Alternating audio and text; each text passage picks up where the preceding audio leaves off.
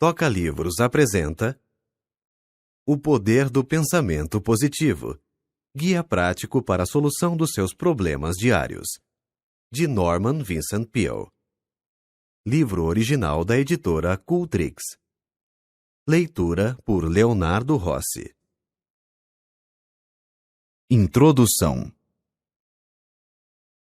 A finalidade deste livro é sugerir normas e dar exemplos que demonstrem não haver necessidade de você se deixar vencer por coisa alguma, podendo assim manter paz de espírito, melhor saúde e constante fluxo de energia. Em resumo, você poderá levar uma vida feliz e satisfeita. Disso não tenho dúvida alguma, pois tenho observado inúmeras pessoas aprenderem e seguirem uma norma de conduta simples que lhes tem proporcionado em suas vidas os benefícios acima. Tais asserções, que poderão parecer extravagantes, baseiam-se em demonstrações observadas na experiência humana. Realmente, muitas pessoas se deixam vencer pelos problemas da vida cotidiana. Passam os dias lutando, talvez até mesmo lamuriando-se, sob o peso de um penoso ressentimento para com aquilo que consideram a má sorte que a vida lhes reservou. Em certo sentido, poderá haver tal coisa como a sorte nesta vida, mas existe também um espírito e método pelos quais poderemos dominar e mesmo determinar essa sorte. É lamentável que as pessoas se deixem vencer pelos problemas, cuidados e dificuldades da existência, o que não deixa de ser completamente desnecessário. Ao dizer isso, certamente não ignoro nem mesmo menosprezo as dificuldades e tragédias do mundo, mas também não permito que elas predominem. Você poderá deixar-se dominar pelos obstáculos a ponto de eles o escravizarem e se tornarem os fatores dominantes. Sabendo como afastá-los do espírito, recusando-se a tornar-se mentalmente subserviente a eles e canalizando a força espiritual pelos seus pensamentos, você poderá sobrepujar os obstáculos que comumente poderiam esmagá-lo. Pelos métodos que delinearei, não haverá lugar para que tais obstáculos se interponham para destruir-lhe a felicidade e o bem-estar. Você apenas será vencido se quiser. Este livro lhe ensinará como não querer ser derrotado. O objetivo deste livro é direto e simples. Não há nele pretensão de oferecer lavores literários e tampouco demonstrar quaisquer conhecimentos desusados da minha parte. Foi escrito com o único fim de auxiliar o leitor a conseguir uma vida feliz, satisfeita e digna. Creio inteira e entusiasticamente em certos princípios realmente eficientes, que, se praticados, proporcionarão uma vida vitoriosa. É meu alvo expô-lo neste volume de uma maneira lógica, simples e compreensível, a fim de que o leitor possa aprender um método prático pelo qual chegue a construir para si, com a ajuda de Deus, a espécie de vida que deseja no âmago de seu coração. Se você ler este livro com profunda atenção, absorvendo cuidadosamente os seus ensinamentos e se praticar sincera e persistentemente os princípios e fórmulas nele expostos, irá experimentar extraordinária melhora em si mesmo. Usando a técnica nele delineada, poderá alterar ou modificar por completo as circunstâncias em que agora vive, passando a dominá-las ao invés de ser dominado por elas. Suas relações com as outras pessoas tornar-se-ão melhores. Você será bem-quisto. Apoderando-se de tais princípios, gozará uma nova e agradável sensação de bem-estar. Poderá atingir um grau de saúde que até então desconhecia e experimentar novo e inefável prazer na vida. Tornar-se-á uma pessoa mais útil e verá expandir a força de sua influência. Como posso ter tanta certeza de que a prática desses princípios produzirá tais resultados? É muito simples. Durante muitos anos, na igreja do Colégio de Mármore da cidade de Nova York, ensinamos um sistema de vida criadora baseado numa técnica espiritual, anotando cuidadosamente sua atuação na vida de centenas de pessoas. O que faço não é uma série especulativa de asserções extravagantes, pois tais princípios operaram de modo tão eficiente durante tão grande período de tempo que se encontram agora firmemente estabelecidos como uma verdade documentada e demonstrável. O sistema delineado é um método aperfeiçoado, realmente extraordinário, para se viver feliz. Em meus trabalhos escritos, inclusive vários livros, em meus artigos que semanalmente aparecem em quase 100 de jornais, no programa para as estações de rádio que venho fazendo há mais de 17 anos, em nossa revista, o Guideposts, e nas palestras em dezenas de cidades, tenho ensinado esses mesmos princípios científicos, porém simples, para se obter a saúde e a felicidade. Centenas de pessoas os têm lido, escutado e praticado, e os resultados têm sido invariavelmente os mesmos: vida nova, nova energia, aumento de eficiência e maior felicidade. Como muitas pessoas me pediram que pusesse esses princípios em forma de livro, o que seria melhor para estudar e praticar, resolvi então publicar esse novo volume, sob o título de O Poder do Pensamento Positivo. Desnecessário acentuar que os poderosos princípios aqui contidos não são inventados por mim. São nos dados pelo maior mestre que já viveu e ainda vive. Este livro ensina a religião aplicada.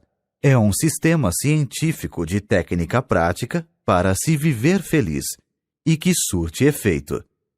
Norman Vincent Peale. Você acabou de ouvir o trailer. Agora fique com o começo deste audiolivro. Capítulo 1. Tenha confiança em si mesmo. Tenha confiança em si mesmo.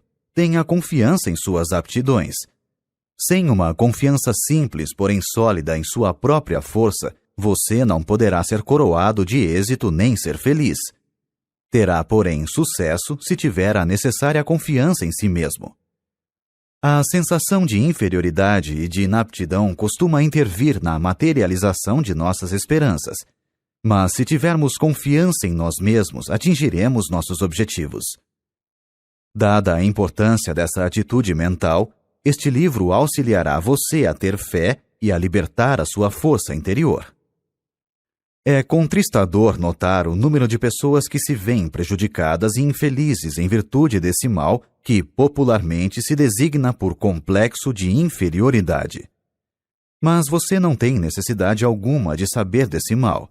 Você pode vencê-lo mediante certas medidas, podendo desenvolver em si mesmo uma fé criadora, uma fé que justifica.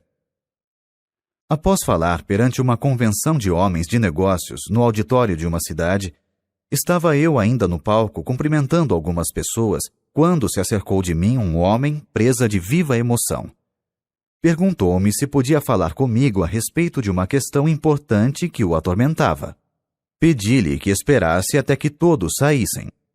Quando isso se deu, fomos sentar-nos nos bastidores do palco. Estou nessa cidade para tratar de um negócio mais importante da minha vida, explicou.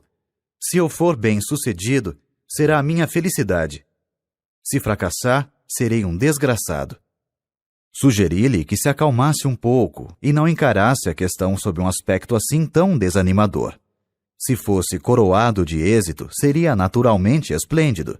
Se não o fosse, bem, começaria novamente a vida. Falta-me confiança em mim mesmo, murmurou ele com desalento. Não tenho confiança em mim, nem creio que possa adquiri-la.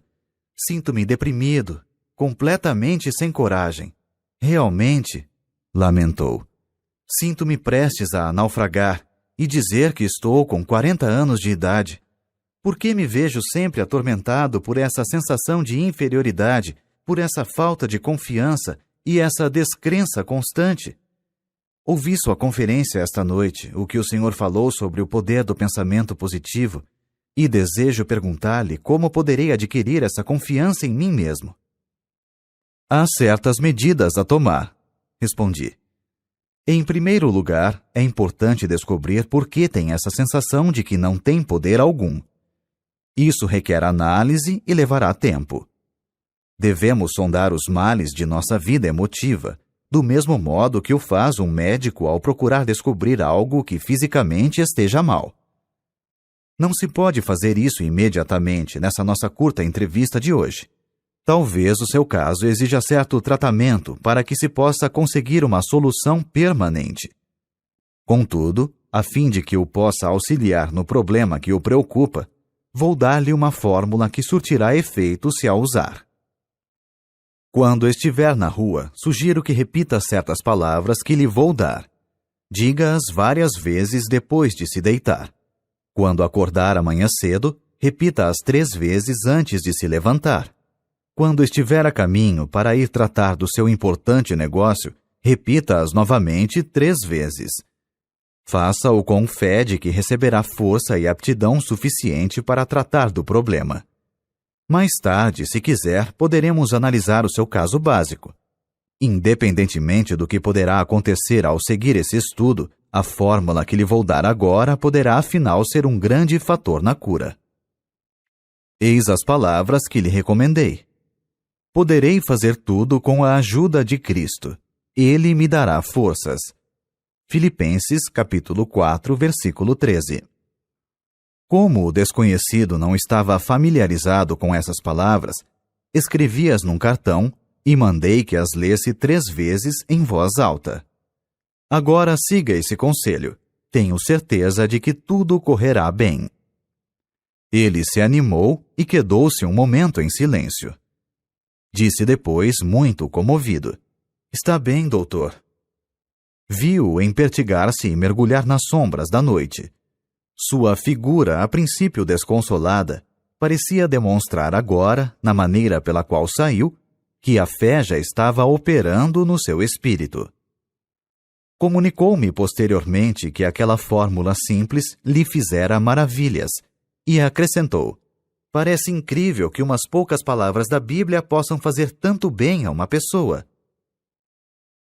Esse homem mandou fazer tempos depois um estudo das razões de suas atitudes de inferioridade, as quais foram eliminadas por meio de conselhos de ordem científica e observância de fé religiosa. Aprendeu a ter fé. Recebeu certas instruções específicas que deveria seguir. Essas serão dadas mais adiante neste capítulo. Adquiriu gradativamente uma forte, firme e razoável confiança. Não cessa de proclamar sua grande surpresa ao ver como as coisas lhe correm bem agora. Sua personalidade adquiriu um caráter positivo e não negativo, de modo que não mais afugenta o êxito, ao contrário, costuma atraí-lo para si. Possui agora verdadeira confiança em sua própria força. Há várias causas para a sensação de inferioridade e não são poucas as que se originam da nossa infância. O diretor de uma companhia consultou-me a respeito de um jovem a quem desejava promover. Acontece, porém, explicou ele, que não podemos contar-lhe certas informações importantes e sigilosas. É lamentável. Não fosse isso, falo-ia meu assistente na administração. O rapaz tem todas as aptidões necessárias, mas fala muito e, sem que seja esta a sua intenção, divulga questões de natureza particular e importante.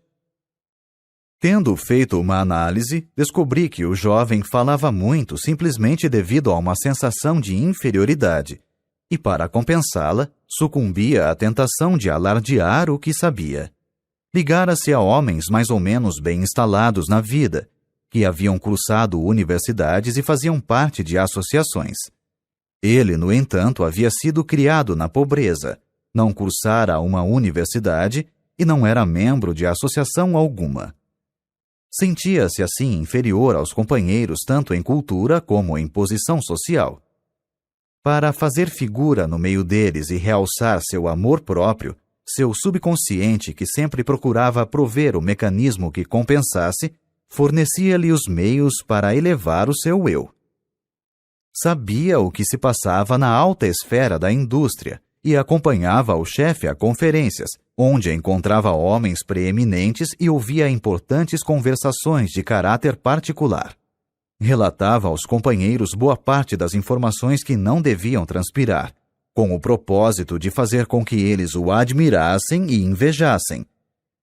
Isso servia para aumentar o seu amor próprio e satisfazer seu desejo de ser reconhecido como um grande elemento.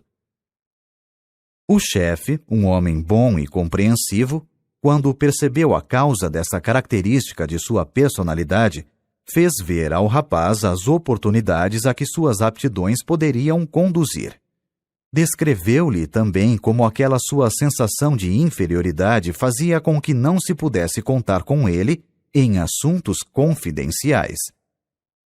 Caindo em si e observando depois sinceramente a técnica da fé e das orações, o jovem veio a tornar-se um valioso elemento na companhia. Sua verdadeira força tinha se libertado. Posso, talvez, por meio de uma referência pessoal, ilustrar a maneira pela qual muitos jovens adquirem o complexo de inferioridade. Quando menino, eu era extremamente magro. Tinha muita energia, fazia parte do time de corredores nas competições esportivas, gozava de boa saúde e era bastante rijo, mas muito magro. Isso me atormentava porque não queria ser magro. Desejava ser gordo. Chamavam-me de magricela e eu não gostava desse apelido. Preferiria que me chamassem de gorducho. Sonhava em ser valentão, forte e gordo. Fazia de tudo para engordar. Bebia óleo de fígado de bacalhau, consumia uma grande quantidade de milkshakes, sorvetes de chocolate com creme e nozes, bolos e tortas, mas era como se nada adiantasse. Não engordava mesmo. Passava noites acordado pensando no meu físico e sofria com isso. Continuei a tentar ganhar peso até quase os 30 anos, e foi então que, inesperadamente, comecei a engordar a olhos vistos. A gordura começou a preocupar-me. Passara da conta. Finalmente tive que fazer uma dieta para reduzir o peso. Foi um sofrimento poder conseguir um corpo mais ou menos razoável. Em segundo lugar, para encerrar esta análise pessoal que estou expondo, para mostrar aos outros como opera esse mal, eu era filho de um pastor e ninguém se esquecia de lembrar-me esse fato. Todos os companheiros podiam fazer o que bem entendessem, mas ai de mim se tentasse fazer uma pequenina coisa qualquer. Lá vinha a crítica. Oh, você, um filho de pastor? Não queria ser filho de pastor, pois é de se supor que seus filhos devem ser a delicadeza em pessoa. Desejava ser conhecido como sendo um valentão. Talvez seja essa a razão por que os filhos de pastores adquirem a reputação de serem algo intratáveis. Revoltam-se contra o fato de terem que empunhar sempre a bandeira da igreja. Jurei que uma coisa jamais faria: a de tornar-me pastor. Acontece que eu descendia de uma família cujos membros, na sua totalidade, eram artistas e gostavam de fazer discursos, uma coisa de que eu absolutamente não queria ouvir falar. Costumavam fazer levantar-me em público para discursar, e nessas ocasiões eu quase morria de medo. Ficava mesmo apavorado. Isso faz muitos anos. De quando em quando sinto ainda algo daquela desagradável sensação de outrora, quando subo a uma tribuna para falar em público. Tinha que empregar todos os recursos conhecidos para despertar a confiança na força que, porventura, Deus me dera. Encontrei a solução do problema nas normas simples da fé que a Bíblia nos ensina. São princípios científicos e bons que podem curar qualquer pessoa do doloroso complexo de inferioridade. Empregando-os, a pessoa que sofre desse mal poderá descobrir e libertar a sua força interior, inibida em virtude de uma sensação de deficiência. Tais são algumas das origens do complexo de inferioridade que criam fortes barreiras em nossa personalidade. Ele advém de alguma emoção violenta em nossa infância, ou das consequências de certas circunstâncias ou de algo que fizemos a nós mesmos. É um mal que, da névoa do passado, surge nos recessos sombrios de nossa personalidade. Talvez você tenha um irmão que foi um brilhante estudante. Ele tirava as primeiras notas na escola e você as notas baixas, e isso durante todo o tempo do curso. Você acreditou que jamais alcançaria o mesmo êxito que estava reservado a seu irmão. Ele obtinha notas altas e você notas baixas. Isso fazia você pensar que nunca poderia melhorar sua situação. Aparentemente, não lhe passava pelo espírito que algumas das pessoas que não haviam tirado boas notas na escola eram justamente aquelas que tinham tido maior êxito na vida. O simples fato de alguém tirar notas brilhantes no colégio não quer dizer que esteja fadado a ser o homem mais importante do país, pois é bem possível que essas notas brilhantes cessem ao receber ele o diploma, e que a pessoa que teve notas baixas venha a receber depois, na vida, as verdadeiras notas altas. O segredo para eliminar o complexo de inferioridade, que é outro termo para a completa falta de confiança em si mesmo, está em impregnar o espírito de uma grande fé. Desenvolva sua fé em Deus, e isso o fará ter absoluta confiança em si mesmo. Consegue-se uma formidável confiança em si mesmo por meio de orações, lendo e absorvendo mentalmente a Bíblia e praticando as suas normas. Tratarei em outro capítulo das formas específicas de orações, mas desejo acentuar aqui que é de natureza particular a espécie de orações que produzem a fé necessária para eliminar o complexo de inferioridade. Orações superficiais, formalísticas e rotineiras não são suficientemente poderosas. Perguntaram a uma excelente senhora negra, cozinheira de uns amigos que tenho no Texas, como conseguiria vencer as suas dificuldades. Ela respondeu que os pequenos problemas podiam ser resolvidos por meio de orações comuns, mas que quando havia um problema muito grave, tornava-se então necessário muitas orações. Um dos meus mais interessantes amigos foi o finado Harlow B. Andrews, de Siracusa, Nova York. Um dos melhores homens de negócios e um dos mais competentes peritos espirituais que até então conheci. Declarou ele que o mal da maioria das orações está no fato de não serem compridas. Aprenda a fazer orações compridas para que possa, com fé, chegar a um resultado. Deus avaliará a pessoa de acordo com a magnitude de suas orações. Sem dúvida, ele tinha razão, pois dizem as Escrituras: de acordo com a tua fé é que receberás. Mateus capítulo 9, versículo 29. Portanto, quanto maior o problema, tanto maior a oração. O cantor Roland Hayes citou-me uma frase do avô, um homem que não teve a educação que o neto recebeu, porém, cuja sabedoria natural era evidentemente sólida. O mal de muitas orações é de não virem do fundo do coração. Aprofunde-se em suas dúvidas, temores e inferioridades. Ore muito, faça muitas orações, fazendo-as brotar do íntimo de seu coração, e conquistará uma vital e forte confiança em si mesmo.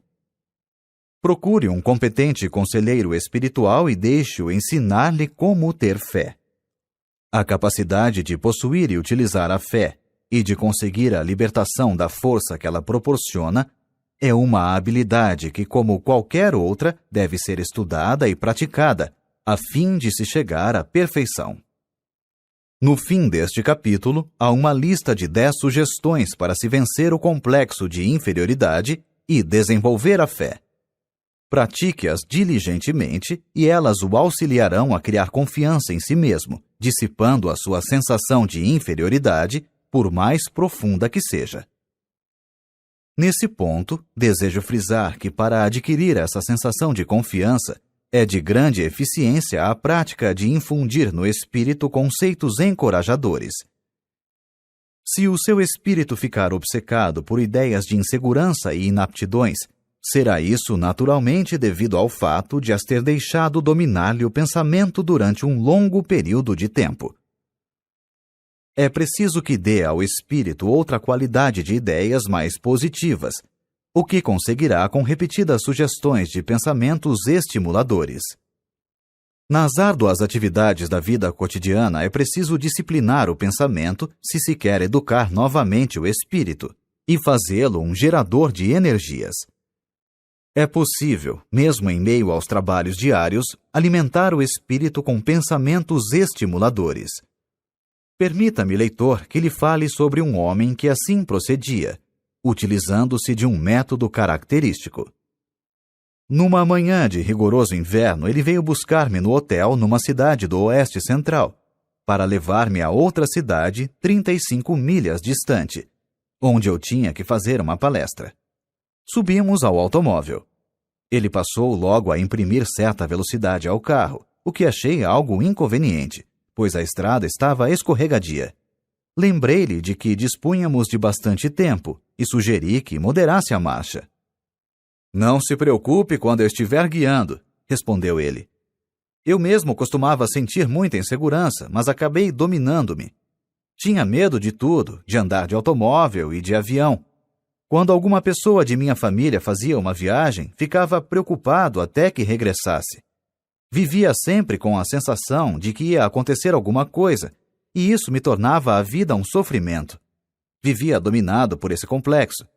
Não tinha confiança em mim. Esse estado de espírito refletiu-se em meus negócios. As coisas não me corriam muito bem. Mas descobri um plano maravilhoso que me eliminou toda aquela sensação de insegurança. Hoje em dia, tenho confiança em mim e na vida. Era este o plano maravilhoso. Ele apontou para 2 clipes fixados no painel do carro, logo abaixo do para-brisa, e depois tirou do porta-luvas um maço de cartões. Escolheu um e colocou-o debaixo do clipe. Lia-se no cartão: "Se tens fé, nada será impossível." Mateus, capítulo 17, versículo 20. Tirou o cartão e embaralhou com uma só mão os outros cartões, enquanto guiava com a outra. Pegou um ao acaso e colocou-o debaixo do clipe. Dizia o segundo cartão: "Se Deus estiver conosco, quem irá poder estar contra nós?" Romanos, capítulo 8, versículo 31. "Sou caixeiro viajante", explicou ele. "Ando o dia todo de automóvel visitando a freguesia. Descobri que, quando a gente está guiando, toda sorte de pensamentos nos assalta o espírito. Se a qualidade do pensamento é negativa, passa-se o dia todo com ideias negativas, o que é ruim. Era o que acontecia comigo. Quando no automóvel, entre uma visita e outra, costumava pensar coisas pessimistas, sempre com a impressão do medo. E, a propósito, essa era uma das razões por que minhas vendas estavam decrescendo. Mas depois que comecei a usar esses cartões e a decorar suas frases enquanto guio, aprendi a pensar diferentemente. Aquela sensação antiga de insegurança que não me largava desapareceu, por assim dizer. Ao invés de pensar agora em coisas pessimistas, penso em coisas otimistas e encho-me de coragem. É realmente maravilhosa a transformação que esse método operou em mim. Auxilia-me nos negócios também. De fato, como pode uma pessoa esperar fazer uma venda se vai à casa do freguês com a ideia de que não conseguirá vender-lhe coisa alguma? Esse plano usado pelo meu amigo é muito sábio. Imbuindo o espírito com a afirmativa de que Deus está presente e o auxiliará, modificou realmente o processo de seus pensamentos. Deu paradeiro àquela sensação de insegurança que havia muito o dominava. Libertou-se-lhe a poderosa força que nele se achava inibida. Formamos essa sensação de insegurança ou segurança consonante à maneira de pensarmos. Se em nossos pensamentos ficamos sempre na expectativa de horríveis acontecimentos, resultará que ficaremos constantemente presa de uma sensação de insegurança. O que é ainda mais grave, tenderemos a criar, pela força do pensamento, as próprias condições que tememos. Aquele vendedor realmente criou resultados positivos pensando em coisas estimuladoras por meio daquele processo de colocar os cartões diante de si no carro. Sua força, curiosamente inibida por uma psicologia derrotista, flui agora de uma personalidade na qual foram estimuladas atitudes criadoras. A falta de confiança em si mesmo é aparentemente um dos grandes problemas que atormentam um considerável número de pessoas hoje em dia. Fez-se uma investigação em 600 alunos de cursos de psicologia. Pediu-se-lhes que expusessem os seus mais diferentes problemas pessoais. 75% declararam que não tinham confiança em si. Seguramente é de presumir que essa mesma grande proporção se aplique à população em geral. Encontram-se por toda parte pessoas que intimamente são medrosas, receiam enfrentar a vida, sofrem de uma profunda sensação de incapacidade e insegurança e duvidam de sua própria força.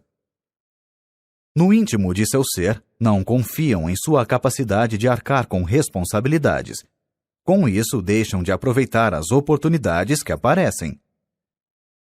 Vivem sempre atormentadas por um vago e sinistro temor de que algo não vai dar certo. Não acreditam que o que desejam ser depende unicamente delas, razão por que procuram contentar-se com algo menos digno do que poderiam conseguir com a sua capacidade. Milhares e milhares de pessoas passam a vida rastejando, vencidas e presas do medo. No entanto, na maioria dos casos, tal negação de força é desnecessária. Os golpes da vida, a acumulação de dificuldades e a multiplicidade de problemas tendem a solapar as energias e a deixar a pessoa gasta e desencorajada. Em tais condições, a verdadeira situação da força se acha muitas vezes obscura, e a pessoa deixa-se vencer pelo desânimo, o que os fatos, aliás, não justificam. É vitalmente essencial avaliar novamente os bens que a nossa personalidade possui. Se o fizermos de modo razoável, constataremos que a nossa situação é menos penosa do que se nos afigura. Um exemplo. Um homem de 52 anos veio consultar-me uma vez. Demonstrava estar completamente desesperado. Disse-me que estava liquidado. Informou-me que havia perdido tudo o que tinha, fruto de toda uma existência de trabalho. Tudo? Perguntei. Tudo. Estou liquidado, repetiu. Não ficou coisa alguma. Perdi tudo. Não há mais esperanças e estou muito velho para recomeçar a vida. Perdi toda a fé em mim. Naturalmente, condoeu-me aquela situação. Mas era evidente que a principal dificuldade era o fato de as pesadas sombras do desespero lhe terem penetrado o espírito, descolorindo-lhe as perspectivas e provocando-lhe uma distorção. Suas verdadeiras energias tinham ficado inibidas com a tortura de seus pensamentos, travando-lhe assim a ação. Mas que tal se pegássemos uma folha de papel e anotássemos os bens que ainda lhe restam? Propus. Não há necessidade, suspirou ele. Não me ficou coisa alguma. Creio que já mencionei isso. Mesmo assim, vamos ver, insisti. Perguntei-lhe depois. Sua esposa ainda está com o senhor? Como? É claro que está. É uma criatura admirável. Há 30 anos que estamos casados, jamais ela me abandonaria por pior que fosse a situação. Está bem, vamos anotar isso. Sua esposa continua em sua companhia e não o abandonará, aconteça o que acontecer. Que diz a respeito dos filhos? Tem filhos? Tenho, respondeu. Tenho 3, e são realmente 3 criaturas adoráveis. Comoveu-me bastante a maneira com que eles logo me procuraram e disseram de seu amor por mim e que também não me abandonariam. Bem, aí temos o item número 2. 3 filhos que o amam e não o abandonarão. Tem amigos? Sim, de fato tenho alguns bons amigos. Devo confessar que foram muito corretos. Vieram visitar-me e disseram que gostariam de auxiliar-me. Mas que podem fazer? Não podem fazer coisa alguma.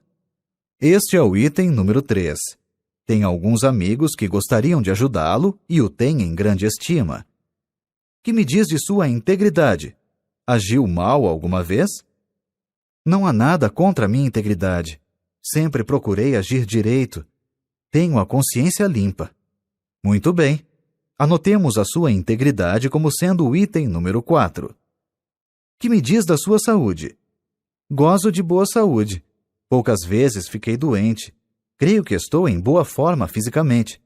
Anotemos isso como sendo o item número 5, boa saúde. Que acha dos Estados Unidos? Acha que continuam ainda em franco comércio e seja o país das oportunidades? Acho sim. É o único país no mundo em que eu gostaria de viver. Eis o item número 6. O senhor vive nos Estados Unidos, o país das oportunidades, e está satisfeito de viver aqui. Indaguei depois. E o que me diz de sua fé religiosa? Crê em Deus e crê que Ele o auxiliará? Sim. Não creio que teria suportado tudo isso se não tivesse alguma ajuda de Deus. Agora, vamos ver a relação dos bens anotados. 1. Uma esposa maravilhosa, casado há 30 anos. 2. 3 filhos devotados que não o abandonarão. 3. Amigos que o querem ajudar e que o têm em grande estima. 4. Integridade. Nada fez que o possa envergonhar. 5. Boa saúde. 6. Vive nos Estados Unidos, o maior país do mundo. 7. Tem fé religiosa. Mostrei-lhe na mesa a folha de papel. Olhe isso. Acho que possui tantos bens. Julgara pelo que me dissera tivesse perdido tudo. Ele sorriu meio envergonhado. De fato, não pensei nessas coisas, disse. Isso não me passou pela cabeça. Talvez a situação não seja realmente tão má, declarou pensativamente. Quem sabe?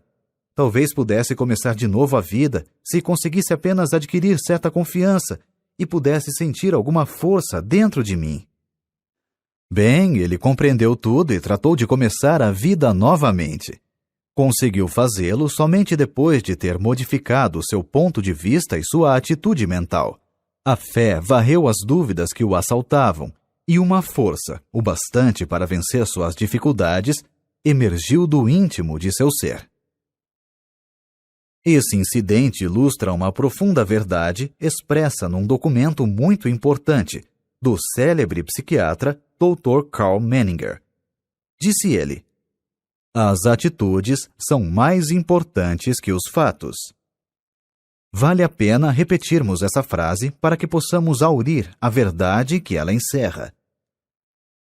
Qualquer fato que enfrentarmos, por mais penoso que seja, mesmo que pareça irremediável, não será tão importante como a nossa atitude para com ele.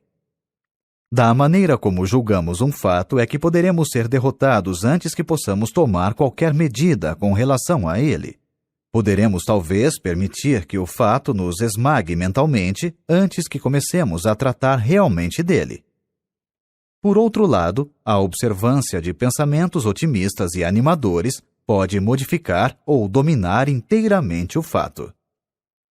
Conheço um homem que é muito valioso para a sua companhia, não por causa de qualquer habilidade extraordinária, porém, por causa do fato de ele sempre demonstrar ser possuidor de um espírito animador.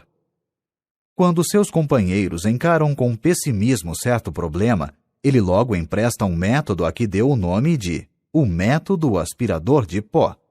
Isto é, por meio de uma série de perguntas, ele aspira o pó do espírito de seus companheiros, arranca-lhes as atitudes negativas.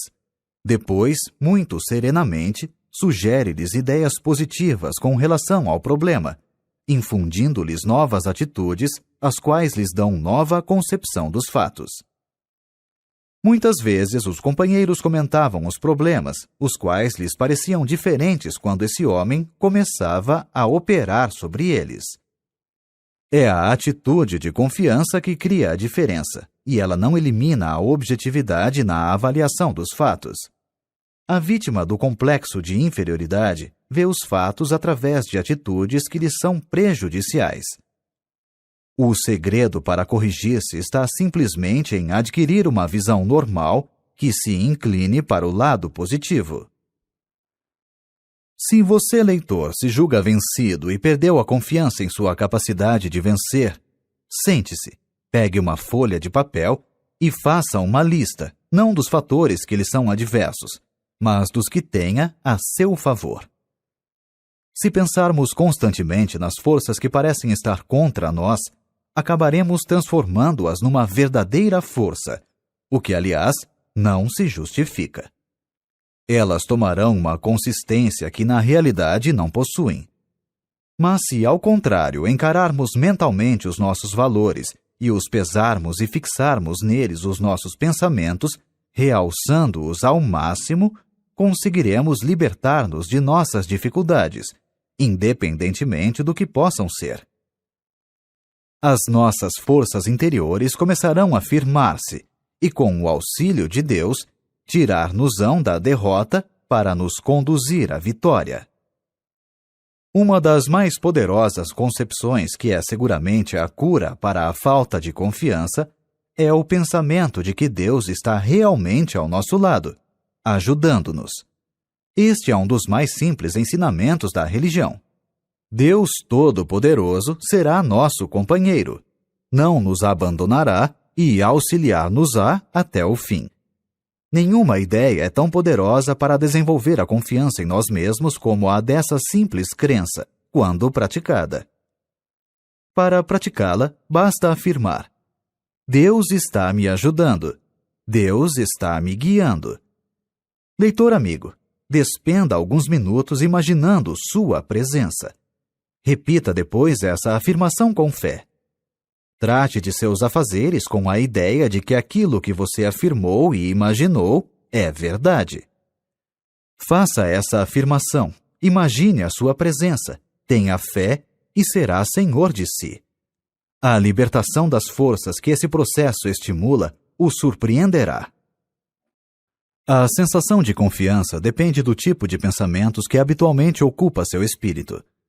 Pense no fracasso e pode estar certo de que se sentirá fracassado. Pratique, porém, pensamentos estimuladores. Faça disso um hábito dominante e acabará desenvolvendo uma forte sensação de capacidade que o habilitará a vencer quaisquer dificuldades. Realmente, a sensação de confiança aumenta a nossa força. Basil King disse certa vez: seja ousado, que forças poderosas virão em seu auxílio. A experiência prova a verdade desse conceito. Você sentirá que essas forças poderosas o estão auxiliando à medida que a sua crescente fé vai modificando suas atitudes. Emerson declarou uma grande verdade: somente vencem aqueles que acreditam poder vencer. E acrescentou: faça aquilo que você possa temer, que o temor desaparecerá. Tenha sempre confiança e fé que seus temores e sensação de insegurança logo deixarão de exercer qualquer domínio sobre você. Uma vez, quando Stonewall Jackson preparava um ousado ataque, um de seus generais receoso fez objeções, dizendo que temia isso ou aquilo, etc. Jackson pousou a mão sobre o ombro de seu subordinado e disse-lhe: General, não se guie jamais pelos seus temores. O segredo está em encher o espírito com pensamentos de fé, confiança e segurança. Isso expelirá todos os pensamentos eivados de dúvidas e eliminará a falta de confiança. A um homem que durante muito tempo vivia atormentado por uma sensação de insegurança e temores, sugeri que lesse a Bíblia inteira, sublinhando com o lápis vermelho todas as citações nela contidas relativas à coragem e confiança. Ele acabou decorando-as. De fato, impregnou o espírito com os pensamentos mais sadios, mais felizes e mais poderosos que há no mundo. Esses pensamentos dinâmicos transformaram-no. De criatura desesperada que era, passou a ser um homem de força dominante. Foi notável a transformação que nele se operou em poucas semanas.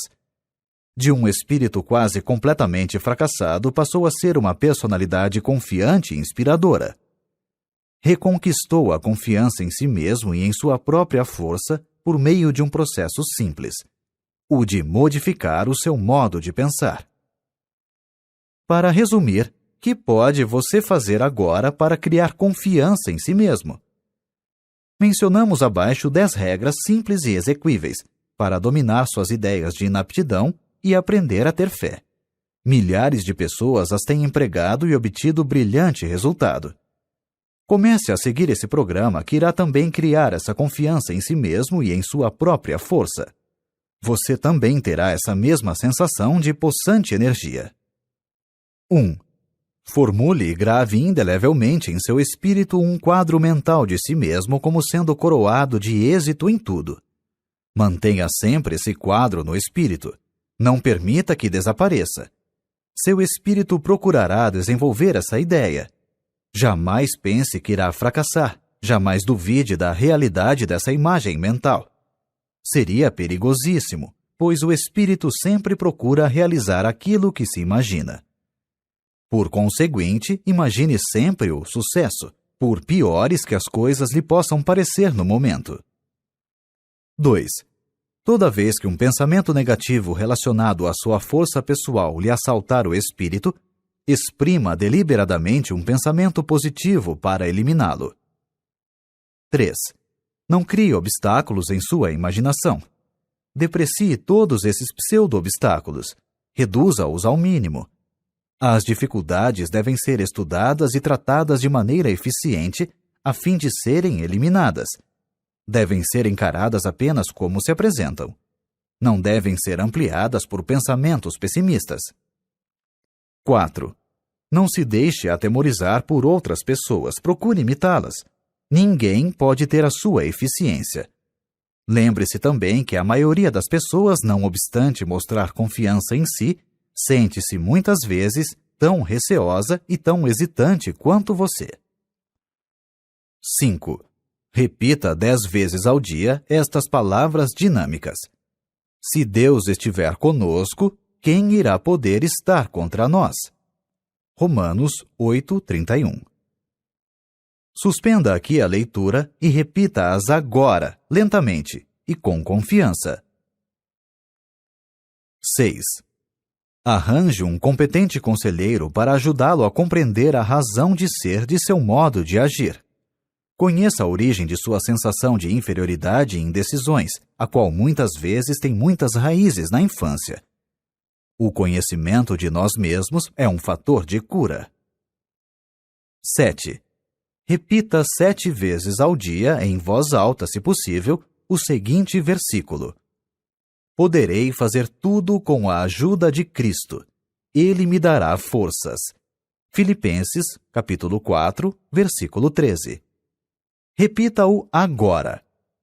Esta declaração mágica é o mais poderoso antídoto que existe na Terra para os pensamentos pessimistas. 8. Avalie exatamente a sua própria capacidade e dê-lhe depois 10% de acréscimo. Não se torne egoísta. Trate de desenvolver o respeito próprio. Tenha confiança na sua própria força como sendo libertada por Deus. 9. Entregue-se a Deus. Para fazer isso, basta dizer simplesmente: Estou entregue a Deus. Creia depois que está recebendo, nessa ocasião, todas as energias de que necessita. Sinta-as fluindo para dentro de você. Afirme que o reino de Deus está na sua própria alma. Lucas, capítulo 17, versículo 21. Na forma de uma força apropriada para enfrentar a vida. 10. Lembre-se que Deus está com você e que nada poderá vencê-lo. Creia que está agora recebendo dele toda a força necessária. Toca Livros. Baixe o aplicativo e termine essa história conosco.